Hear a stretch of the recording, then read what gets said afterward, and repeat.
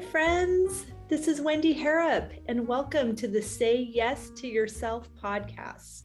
On the Say Yes to Yourself podcast, you'll hear stories from women just like us who are adding the practice of saying yes in their daily lives in big and small ways, and as a result, are experiencing the truth that everybody wins when you say yes to yourself. Saying yes to yourself is a graceful unfolding, an intentional becoming of the very best version of you. It is my hope that in these conversations, we are able to find our truth and be inspired and empowered to live our very best lives. I'm so excited to go on this journey with you, and I look forward to finding a bit of our own story in each other's.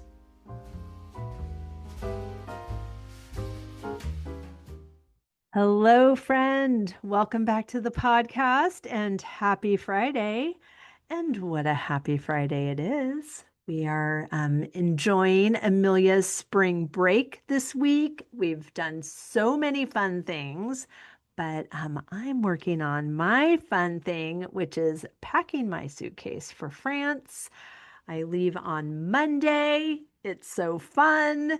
And it's so fun. I will be listening to this episode of the podcast while I'm packing. We have the phenomenal Melissa Byron today. She is the founder of Solo Woman Traveling, a woman-owned travel brand that helps women explore Europe with confidence and ease. Since 2019, she has created women-only small group tours, custom itineraries, and practical travel guides focused on safety, style, and seamless planning. How fun is she? And how fun that travel is such a part of our ethos on the podcast and in my world. And whether you are planning a trip or you are dreaming of one, I just want to encourage you, say yes to yourself. Here's the beauty of all-inclusive travel is that you just get to decide, yes, I would like to do that. Check your calendar, book your flight, and everything has already been done for you. So if conversations like mine today with Melissa just make you long for a trip and you are maybe feeling a little bit bad that you didn't plan something already, it is okay. I have 3 opportunities that you could step right into gorgeous, all-inclusive travel that you really don't have to do anything except for check your calendar and book your flight and choose your cute outfits. So I have Edinburgh in July. That's the 6th through the 10th. We are discovering the castles and gardens. But even before that, June 27th through July 4th, we have a spot in the Cognac Jewelry School, which is an all-inclusive week that is a deep dive into silversmith jewelry making with the gorgeous Jessica Hickman-Woolcott, who's been on the podcast before. And then the third opportunity is the Walnut Grove Cooking School. So if you want to do a deep dive with an amazing French chef at a cooking school in Normandy, I invite you to join me in August. It's August 27th through September 2nd. So the link to all of those opportunities are down in the show notes. So as you are deeply inspired by my conversation with Melissa Byron, and it just makes you long for another stamp in that passport, I would love to travel with you. Melissa, I'm so excited to have you here. Thank you so much for your time. Thank you for having me, Wendy. I'm really excited to have this conversation. And as a fellow lover of travel, I'm wondering, where are you taking this call from? Where in the world are you? I'm actually in Venice, Italy right now. I knew it. I could tell by that great molding on the wall behind you that you were not anywhere near where I am. Oh, how dreamy. Do you go to Venice often? Actually, this is my third time here, second time this year. So, So the answer is yes. yes. Oh, I love that. So, in addition to Venice, how are you saying yes to yourself in this season? Well, I'm saying yes to aligning myself or allowing myself to align with the changes that I feel like have been coming, going from a very solo traveling woman into creating more of like community around travel and bringing women together. So it's been a complete shift, I guess, over these past 2 years, really.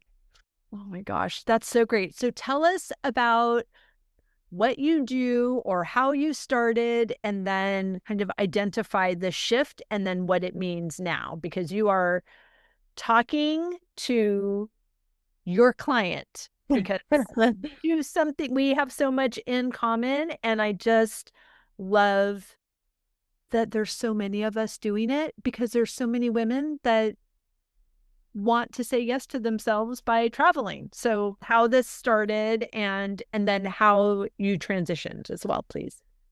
So I'll take you back to 2009. Perfect. Very long time ago, I guess before we had Instagram and I guess our phones in our hand to kind of travel with, I found myself wanting to, I don't know, see the world, start traveling. And that's exactly what I did. I had no one to go with. So solo was really going to be the only way to do this. Back then, I think it was a little scarier than it could be considered today, just because we have so much like technology and stuff like in our palm of our hands, right? And how did you even, like, just going back a little bit further, how did you just wake up and say, I'm not waiting around for someone to take me on a trip. Like, I want to see the world. Well, I was about to turn 30. Okay. So that was kind of like the catalyst to get me like, I mean, I really wanted to go to Rome, right? I really wanted to see all these like idyllic places, but the partner hadn't shown up. And Right. as I'm nearing 30, I'm like, well, what am I waiting for? So that was kind of like how I got started. And actually, my first ever time traveling alone was on a group trip, right? Like I joined a Okay. group trip with like Kentucky at the time, I think was the company, Okay. and learned a lot from that experience. Learned that like I wanted to do it, but I wanted to do it in my own way. And so that's what kind of like started my adventure of like, well, next time I take a trip, I'm going to go completely by myself. Okay. And where was that first trip to? It was actually Rome, Santorini, like all these big places that I had always dreamed of going to. So that was the very first one, Rome, Italy and Greece. Okay. Yes. So yay. And then the next trip, how long before you? Did it again?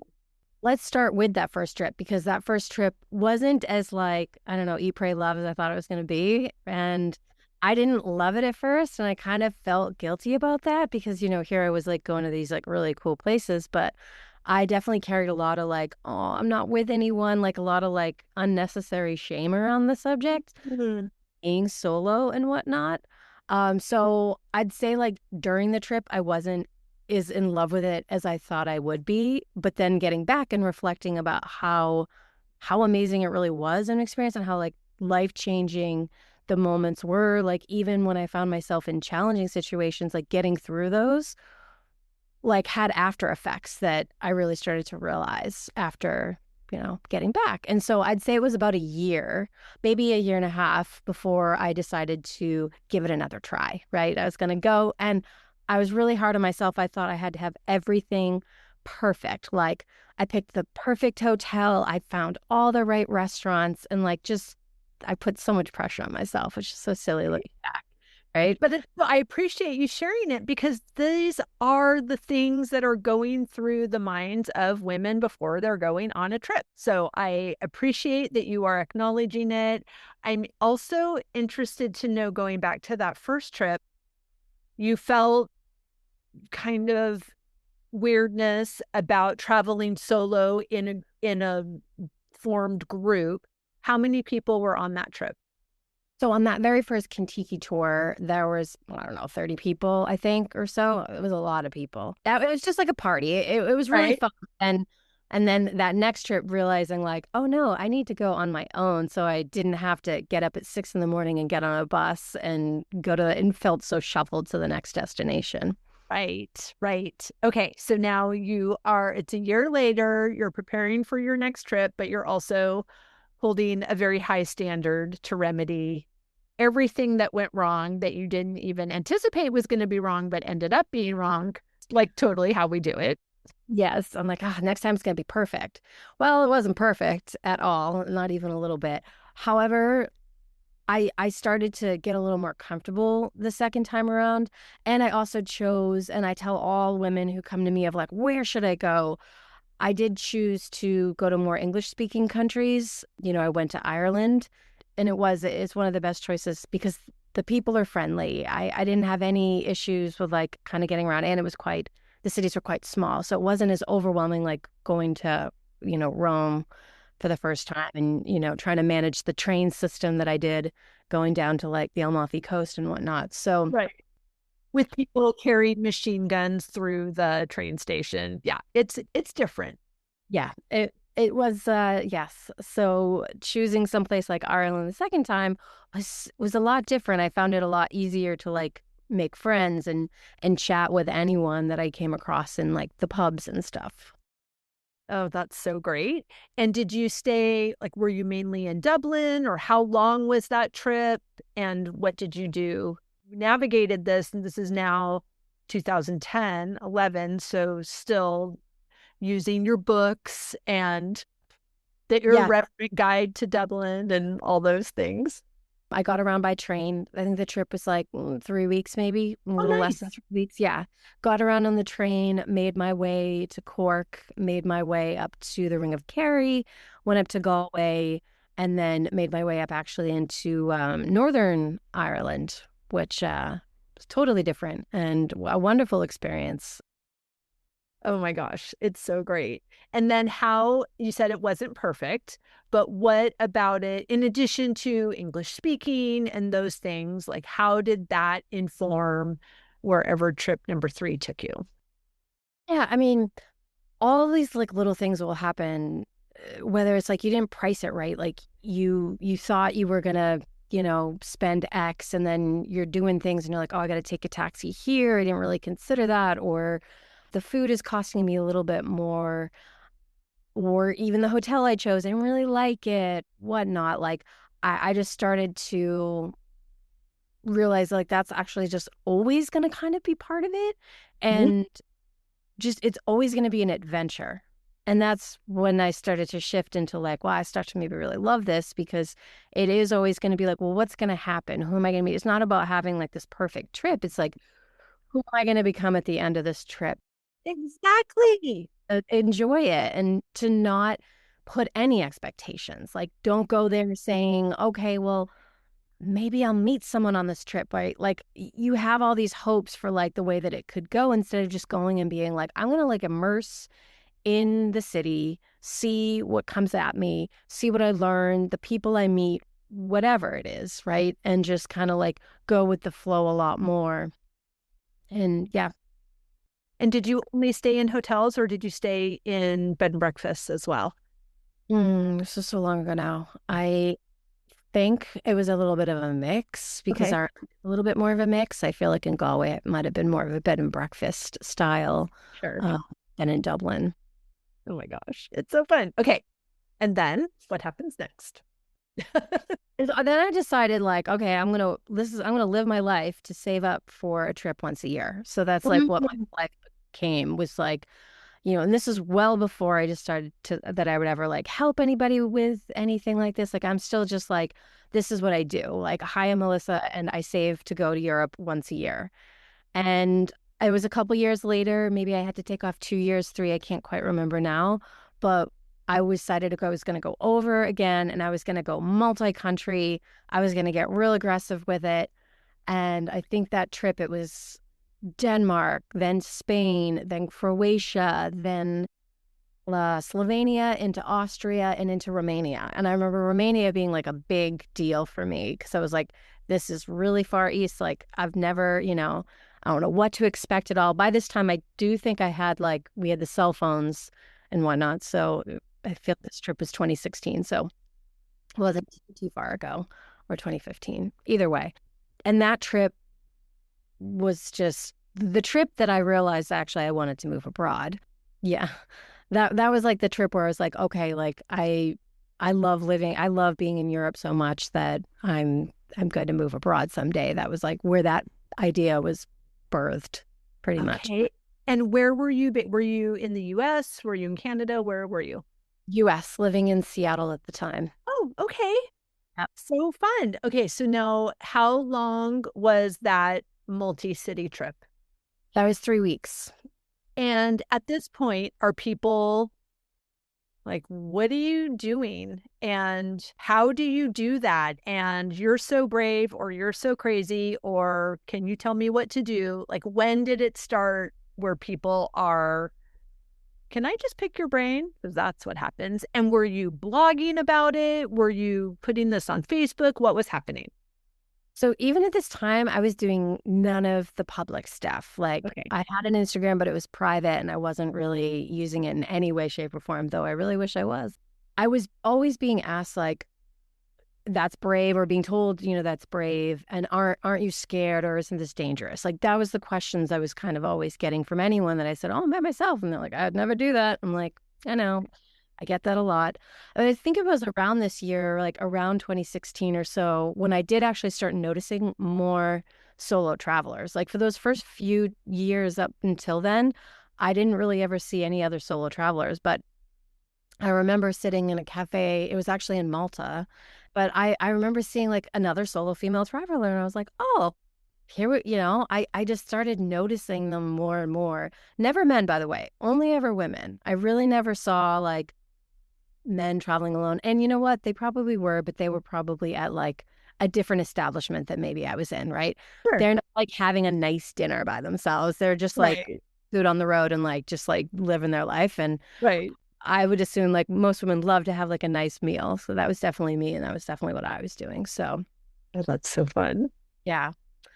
But I think to answer the question of like, when did all of this start, where I decided like, oh, maybe I should start sharing this like in some kind of a public way, that didn't even happen until like 2019, 2018-ish. The blog came out in 2019, but I think I started maybe 2018 being like, oh, I should probably like give this information to anyone who wants to, hear it. It's really, at this point, it's really changed my life. I mean, we've skipped a step. I moved to Germany in 2017. Oh, fun. Yeah. Yeah. Well, and did you do that with your job, or did you leave a job and move to Germany? You're so cool. I had a job in property management showing apartments, Okay. knowing like, well, that's not going to be a job that translates. However, I had been with the company long enough and they were willing to let me live out my dream and let me kind of do more back end administrative stuff. So I feel like I really like manifested this situation. For sure. And created remote working. Yes, I was like, there's got to be a way. I'm going to do this. Like, this is going to happen. I had no real idea of like how it really could work, but I researched visas and I felt like the one that they were offering in Germany was something I could do. I'm like, I have expertise in property management. I'm going to take that expertise and like become a consultant and go to Germany and tell the Germans that I can help them redefine how they're doing property management. And so like that was the business plan in like the smallest of nutshells. Okay, can I ask a quick question about that? Just, for a friend. Yeah. So starting a business in another country, was this an entrepreneurial visa? Was this a work? Okay, so, and then as a part of that visa, you showed your business plan to how it was going to benefit the country you were in. Yes. And every country has different rules for their freelancer visa. This one's like a self-employment visa, and I had to show why I was gonna help Germany. They wanted me to have German clients as well as like I couldn't just have all outside clients, which I thought was weird because I Yeah. thought, well, wouldn't it be better if I just brought them from other places and I'm not taking like German jobs? But it was more Right. about, no, you need to work with the German people because you are the expert in what you're doing and you need to have a benefit to the economy. So you need to prove that you can do that. So I Love that had reason. letters from German companies saying if I were approved, they would hire me. Oh, great. How did you do that? I just went into property management companies in Germany and I was like, this is what I want to do. And like, I need this letter. I don't always use the word luck because it was so much work. It was like an unbelievable amount of work. Right. Like you set an intention and you created a plan and you worked the plan and Yeah, I worked the plan and the right people just came across that's my path. awesome. Yeah, it was pretty cool. So yeah, I mean, I always talk about how solo travel kind of gave me the confidence to be able to do almost anything. And I started getting really confident with like going to other countries and being in other countries. And then I was like, I'm going to live in another country. And so then 2017, yes, I made that happen. And then, traveling became even that much easier when you're already living in Europe. And so Right. that's when the blog decided, it started to like come into my head around like 2018, but I opened in 2019, February of 2019. Oh my gosh. It's Yeah. so exciting. Okay, so you're in Germany now, and I also want to ask you because you hadn't been doing a lot of travel, but do you speak 47 languages? Like I'm so proud of you. No, I mean, the German, now I can speak a little, I can understand a little because I was there almost 4 years in Berlin, which is a city where it's hard to learn the language when you'll practice your own German and they'll speak back to you in English. And I'm working all the time in English, so it wasn't like a great Oh, opportunity to sure. really immerse and like learn. But I also love that you didn't let that stop you. No, and I did hire a relocation agent to like go to the appointments with me for the visa because they Sure. are intimidating. And Right. I'm probably the best money I ever spent was having someone there for me to go these appointments. Oh my gosh, I love it. Okay, so now you're in Germany, you've decided to start a blog. What happens next? Because I really don't know what happens next. I'm just super excited I'm learning with our listeners. Yes. So I started a travel blog, not knowing anything about why I even had it, really, other than like, oh, I like find really great restaurants. Don't you want to know? And like, there's so much that goes into like a blog and a business. And I was so naive to like all of it. It's why you got it done, Melissa. Like, I love this about you, probably because I'm the similar. Like, I'm like, this sounds good. I don't need to figure out the next 47 steps. I'm going to do the next one. And then, oh, that wasn't as fun as I thought. Let me change it a little bit, or let me step over here instead. And then let's see what happens. And then let's see what happens. And everything's an experiment, everything is curiosity and discovery. And I don't even know how many weeks I've spent in Europe since I started playing this fun game with myself. It's so fun. Okay, so you start the blog And it goes nowhere forever. It's just costing me money like you wouldn't believe. And like, I believe it. I mean, when people say like, "Oh my God, travel blogging, I really want to do it. Oh, this looks so amazing." I'm like, "Yeah." I can't say with a straight face it's a great idea. Like I can't So be it's a long game. it's a long game. It's such a long game and it's always changing and I don't know, it's not just like you have some great ideas and writing skills and pictures and you put it together and it works out. Like it's life ruining when you're not as technical. Like I mean, at this point I'm like almost 40 and I'm like, this isn't my thing. Like I don't love computers. I don't love any of this. And I couldn't understand or figure it out for like years. I mean, it was just like time wasting and money draining for years, for so many years. But for some reason, I kind of just still held so much love and passion for it. And I was like, I'm going to keep going. Don't know why. And that started to finally like turn around and like get readership. And I figured a lot of things out maybe in 2023, 2022, 2023. So we're just years into, going nowhere. And then finally it does start to take a lot more shape. And what do you think were, I mean, I think there are so many elements, obviously, like globally, what was happening, and people were wanting to travel more and prioritizing experience over things after like that whole situation that we all experienced, but also energetically, like what shifted for you that you think like was all the elements of this formula that made it hit a turning point? Well, there's two things, because one thing was like I finally started to learn about SEO and what that meant and like how to use it. I was still confused forever. I was like, I don't get this. I don't understand it. And I wasn't understanding like how to write a well-rounded article that answers the questions that readers really had. I'm just like sharing experience, of course. So one, I learned how to do it the way that Google wanted it before 2023. So finally I'm having a little success in 2022 because I've like learned the rules on like Yeah. how to do it. And then all of a sudden the internet changed again. And all those rules that you once had to follow to write a blog post that would then be seen by anyone had changed overnight. And everything had, it kind of just was like in the air. Like I finally saw myself going up and then I'm crashing down to the ground. And I'm like, I can't believe I'm still doing this. But I stuck with it yet again. And the rules of today, which are actually a lot more reasonable, is, well, for me, I do have to write in the right format, but I'm not worried anymore about having all these keywords that you once had to learn needed to be in every single post. You can write a lot more organically now. And as long as you're well on topic and you really are answering those questions, you have a fighting chance. It's like I've always been holding my breath because I also know, like, I've seen the way this goes. It's not the thing, which it helped evolve into me creating what is coming next, which is this community and more things like trips and like experiences, because I not only like wanted to help people from afar, I like actually wanted to start meeting women and helping them in the flesh and like being like part of the experience that they were having while traveling. Oh my gosh. It's so good. Okay. So what are you doing to do that?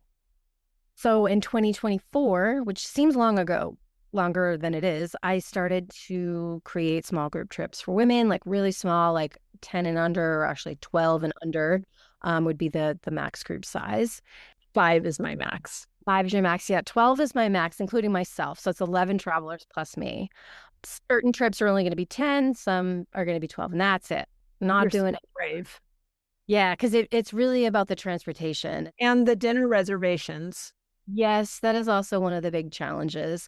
Do your trips, are they all inclusive like that? So food is definitely not something I'm always including. There will be like a welcome meal or we have a food tour. And like, so there are lots of opportunities where the food is just kind of included, but it's not like we're having Part of the, right. Okay. because I find like this is like a side note, like I just find that not everyone wants to go to the dinners too.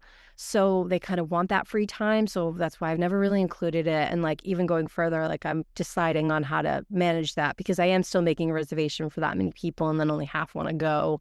So it's kind of been a little bit of a learning thing with these trips, but certainly not for the traveler's experience. That's great. It's just for me as like the curator, like one thing I want to work out so it's a little smoother. Yeah. I mean, it's an interesting process. I am continually learning more about myself and about my clients. And I'm assuming that you've experienced this as well. But at first, I was trying to create an ideal situation for the mysterious ideal client and then marketing in this kind of ambiguous way, like speaking directly to quote unquote her, but not knowing who she was or if she's even listening or reading this thing. And so it was disappointing. And I felt like, gosh, I know this is good. Everyone I talk to, like their face melts off when I tell them what it is, but why the disconnect? Why are those people not pushing the button, or why are the people that it's meant for, all the things. And for me personally, I needed to do some fine tuning about, because then I'm like looking at everybody else's trip and like, well, how do they only charge that much? Oh, well, you have to find your own hotel and there's only one dinner and they're taking 14 people. And it's like, okay, so all right, so if I did it that way and I was trying to mold myself into other people's platform and what was working for them, and then I just came to the realization, like, that's not the trip I want Yeah. to go on. And it's not the trip I want to host. And I was a wedding planner for 30 years, and a part of my process, I had a flat rate. Mm-hmm. And I had a package of like completely full service planning. Like you just pick the dress you want to wear and the people you want to see you in it, and I'll Mm-hmm. do everything else. But that, like that's like 1% of my clients chose that.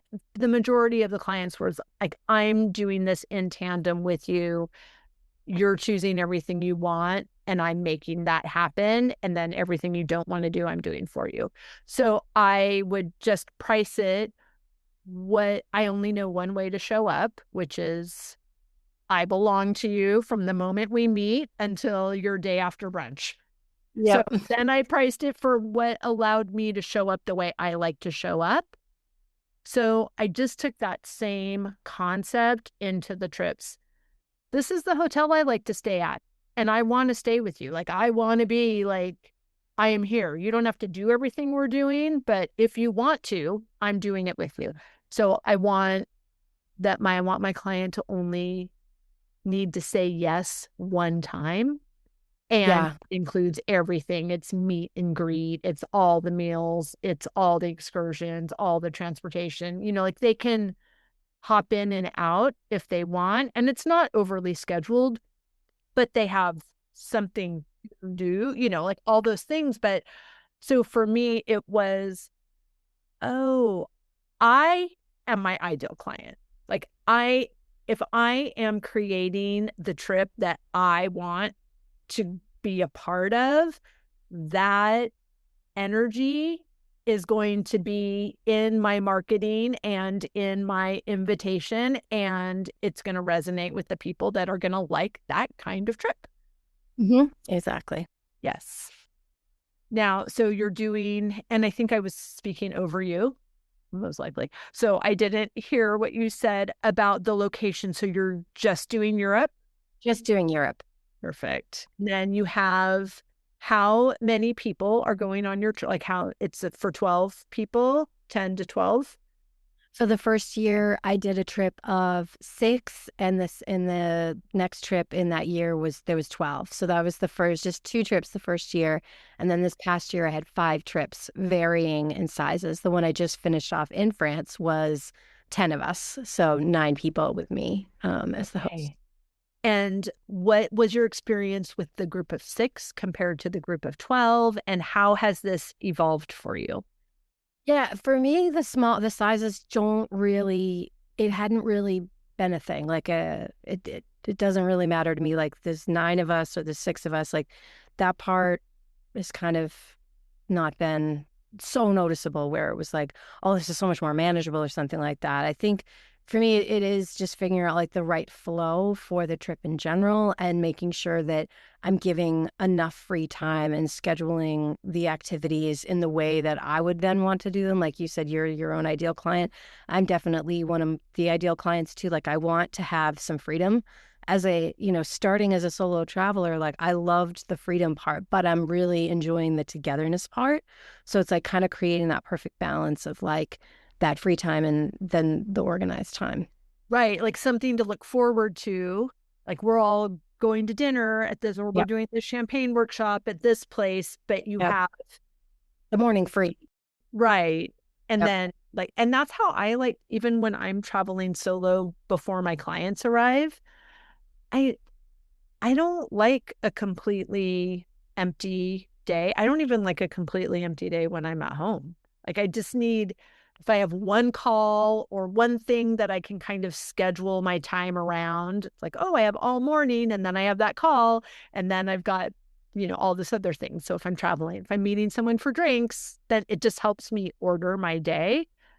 So what kind of things, just, even on your most recent trips, like what are you offering? What is the itinerary? How long are they? Tell me all the things. I'll tell you about the France trip because it's so recent, so it's easy for me to kind of go through that in more detail.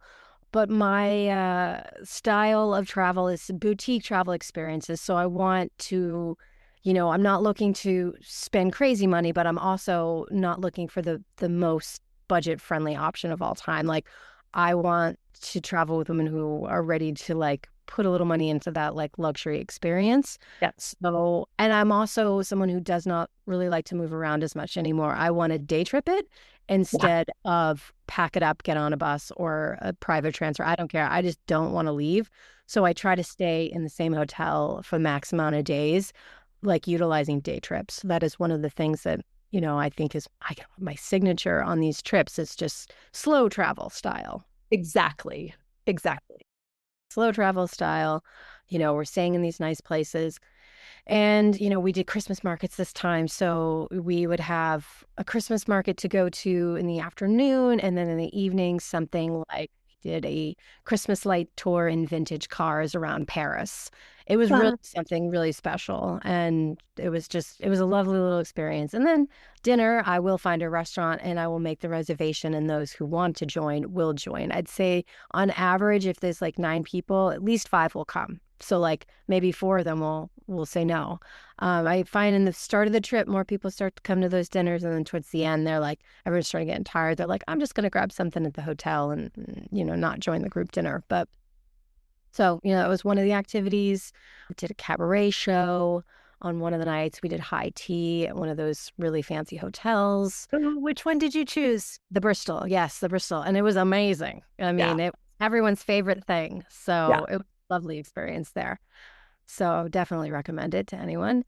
And then we went up to Strasbourg and how far is that train? How long is that train? Right. It's a 2-hour train. So we get to fast train. That is the one part of the experience that, is tough in France. Like I would prefer it if there were a way to drive there, but that's not possible with how far it is. So you have to take the train, a little bit of a shuffle, getting your stuff on there and whatnot.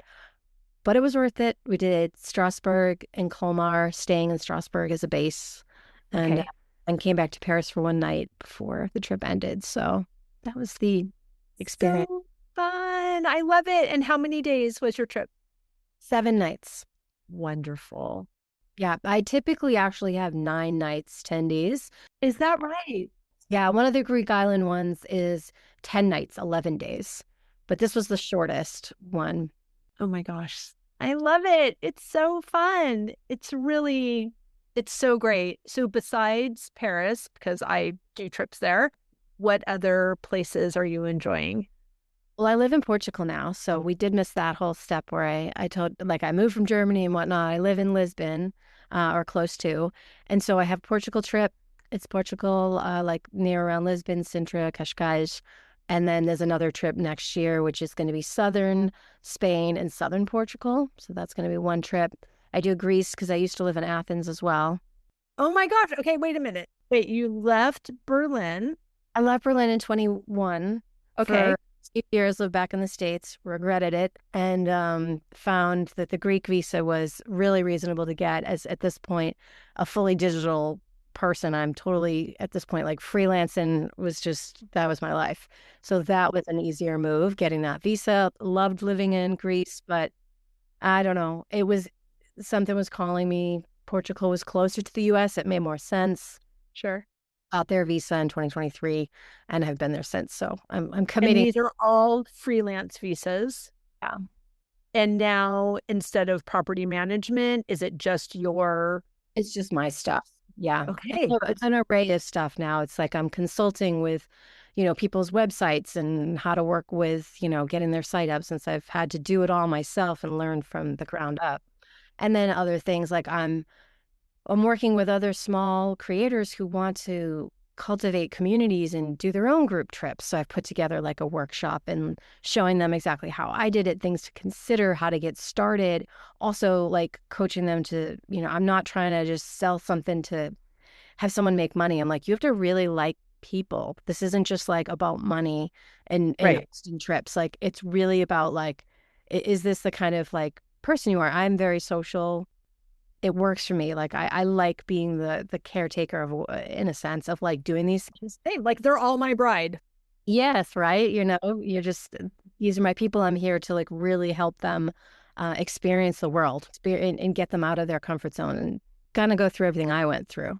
So I definitely wanted to make that clear, because there's so many online creators I see just selling stuff just to make money or convince people but it's like, if it doesn't feel aligned with you, I just don't know that it'll work. So the only reason I think any of these things work is because it's an aligned thing. And that's where, I'm saying yes to this transition, and back to that original question of like, I'm evolving with age and time, and like, I love being alone, but I'm finding that the solo trips are just not as fun as they used to be. And I'm not even going to start questioning it. I'm just like, no, I think I like social. I want to be social now. And I'm just saying yes to that, just because I used to always be solo travel. And that's the name of my site, A Solo Woman Traveling. Like, it's now A Solo Woman Traveling sometimes. So, Right. Solo traveling, a woman traveling with other women that are traveling solo.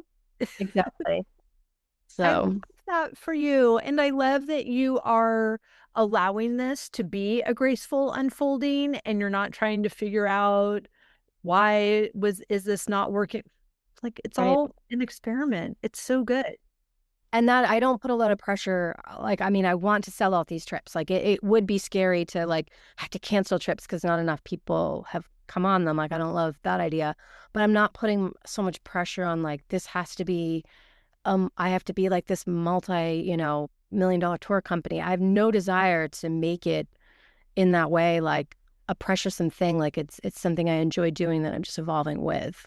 Right. Right. I mean, there are people doing that, and that's what's in alignment for them. Yes. And you're not going to miss out on what's meant for you. That's my favorite saying. It's the truth. Most comforting saying of all time. It can really take you from like an anxiety-ridden place and just be like, you know what? I can't mess this up. That's right. That's right. And it's so freeing and beautiful and restorative and expansive and joy filled. And when we think like this and believe this and model our invitation for women to go on trips, it's not just to see a Christmas market or figure out that you should book your seat on the first floor of the train instead of the top level when you have a big giant suitcase and people with you that can't carry their bags. Oh no. This is how we know. We're doing this because women are drawn to be in the energy of another woman who is saying yes to herself. Yes. In a big, beautiful way that is in alignment. And clearly, both of us, we're not requiring anybody else's buy-in for us to live the life that we desire. And we're also not writing blogs or posting on social media or being on podcasts so that we can say, look at me, look at what I've done, look how amazing I am. We're doing all of that because we are saying, come with me. Yes. Come with me. You can do this. You are going to feel so brave, and you are going to be obsessed with the woman that you become on the other side of these trips.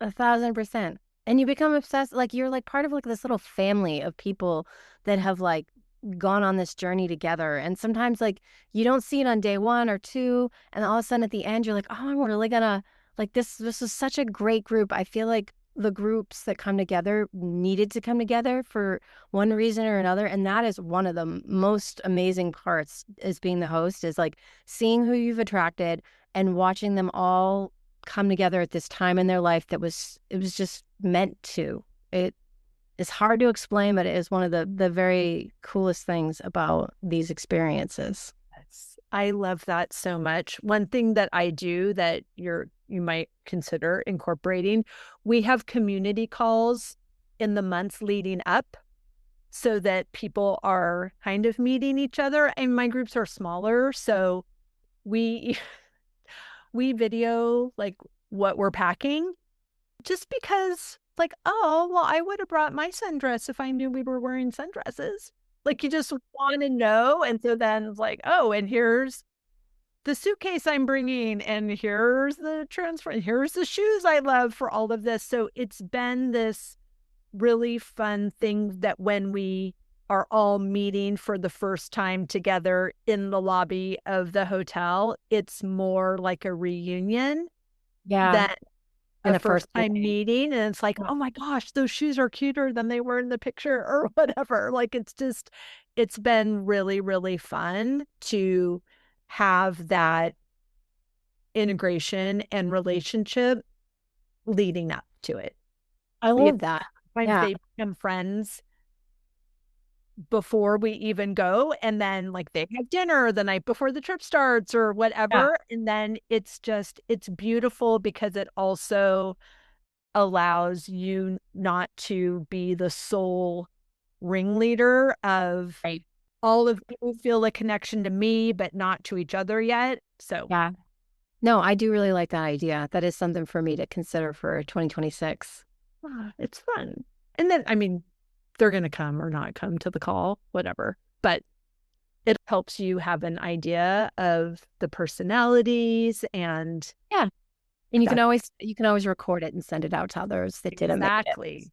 Yeah. Exactly. Oh, Love that. it's so fun. I love this conversation. And I'm so happy for all the things that you're doing and all of the big, bold, fabulous moves that you're making. It's very fun. Thank you so much. Of course. Please tell everyone where they can find and follow you, how they can get information on your trips. Oh, but I want to ask you actually first, before you do that, how is the community piece fitting into this? So are you creating a community from people that have gone on your trips, or this is just a community and people can go on your trips even though they're already in the community? Yeah. I mean, I have a community Facebook. You mean like, Yeah.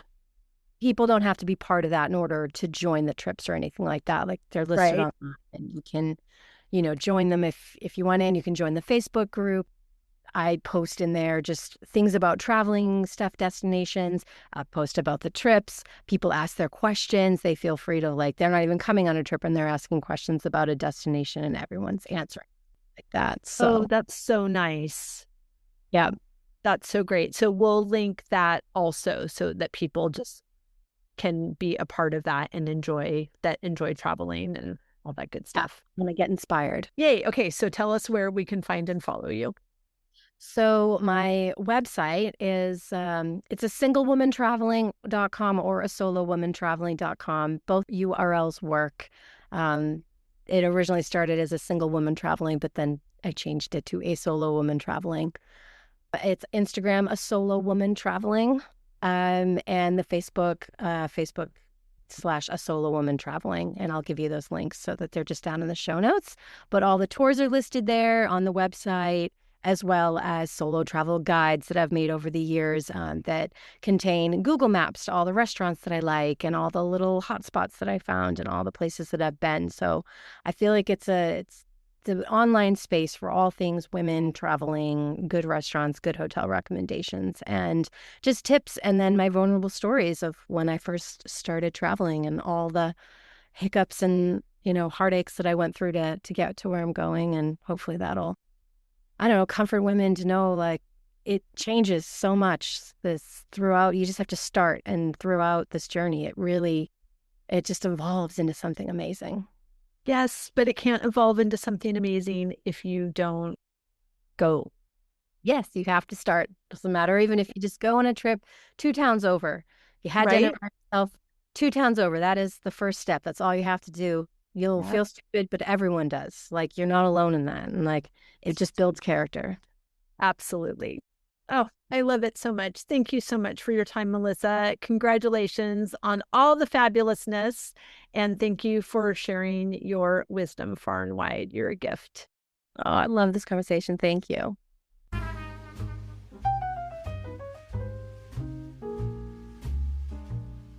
I hope you enjoyed that conversation as much as I did.